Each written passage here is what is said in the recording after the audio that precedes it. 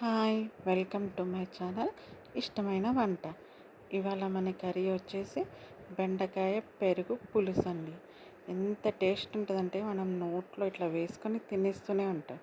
కావాల్సిన పదార్థాలు బెండకాయలు, ఉల్లిపాయ, టమాటా, పచ్చిమిర్చి, కరివేపాకు అండ్ పెరుగు. ఇవి మాత్రం ఇంపార్టెంట్. ఒక కడాయి పెట్టుకొని వేడయ్యాక కొంచెం ఆయిల్ వేసుకోండి. ఆయిల్ వేసుకున్నాక బెండకాయ ముక్కలు అందులో కొంచెం సేపు గోలించుకోవాలి. అంటే ఒక 1 మినిట్ అన్నా గోలించుకోవాలండి అటు ఇటు. లైట్ గోల్డెన్ బ్రౌన్ కలర్ అంటే కొంచెం వేగితే చాలు. లైట్గా కొంచెం ఉప్పు వేయండి. మంచి ఉప్పు పట్టి టేస్ట్ కూడా ఉంటుంది. ఉప్పు వేసాక మూత పెట్టేసుకొని 1 మినిట్ వరకు ఉంచండి. ఉంచి తర్వాత ఈజీగా అయిపోతుందండి ఈ రెసిపీ మాత్రము. టేస్ట్ కూడా చాలా బాగుంటుంది. చాలా అంటే చాలా బాగుంటుంది. ఇది తీసుకొని ఇంకొక బౌల్లోకి తీసుకోండి. వేరే బౌల్లోకి అదే కడాయిలో మళ్ళీ ఒక 2 టేబుల్ స్పూన్ ఆయిల్ వేయండి. ఆయిల్ వేసాక మనకి పోపు దినుసులు ఉంటాయి కదండి, ఆవాలు, జీలకర్ర, లైట్గా పసుపు కూడా వేయించే వరకు ఆగండి.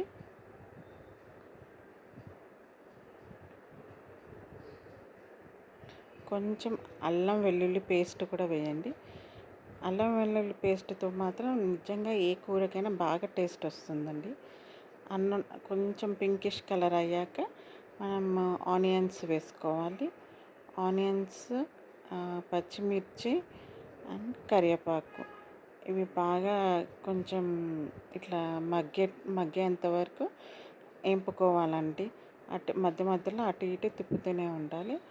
కావాల్సితే కొంచెం తొందరగా కావాలంటే కొంచెం సాల్ట్ కూడా వేసుకొని మూత పెట్టుకోవడం వల్ల ఏమవుతుందంటే ఈజీగా తొందరగా మగ్గుతుంది. పైన ఇది కూడా తొందరగా మగ్గుతుంది. ఇలా కొంచెం మగ్గినాక మనం ఒక టమాటా కూడా వేద్దామండి.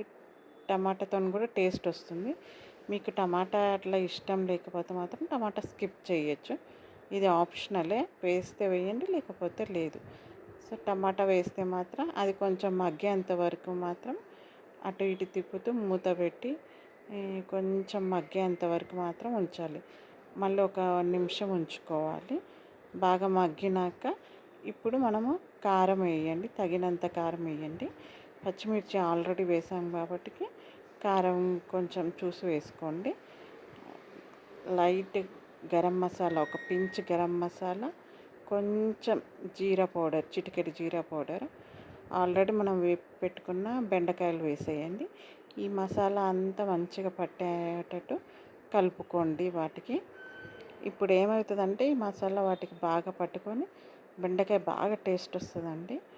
మంచిగా ఒకసారి మూత పెట్టుకొని ఒక 1 మినిట్ వరకు ఉంచుకోండి. అలానే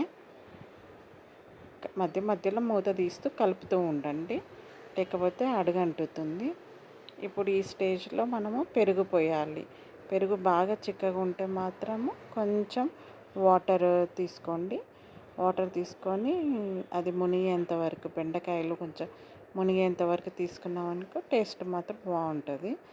ఎందుకంటే తర్వాత కొంచెం మగ్గినాక దిగిపోతుంది కదండి బాగా. ఇప్పుడు కొంచెం ఉప్పు వేసుకోండి. ఉప్పు వేసుకొని ఒకసారి కలుపుకున్నాక బాగా మగ్గనివ్వండి. ఒక 1 మినిట్ 2 మినిట్స్ వరకు బాగా ఉడకాలండి. ఉడికినాక మంచిగా ధనియాల పొడి వేసేసుకోండి. లాస్ట్కి కొత్తిమీర కూడా వేసుకుంటే చాలా టేస్ట్ వస్తుంది. ఎంతో టేస్ట్. మీరు ఒక ముద్ద ఎక్స్ట్రానే తింటారు చూడండి. ఇది దాంతో బెండకాయలు ఇలా తినేస్తారు. మీకు ఈ రెసిపీ నచ్చితే మాత్రం సబ్స్క్రైబ్ చేసుకోండి. Thank you.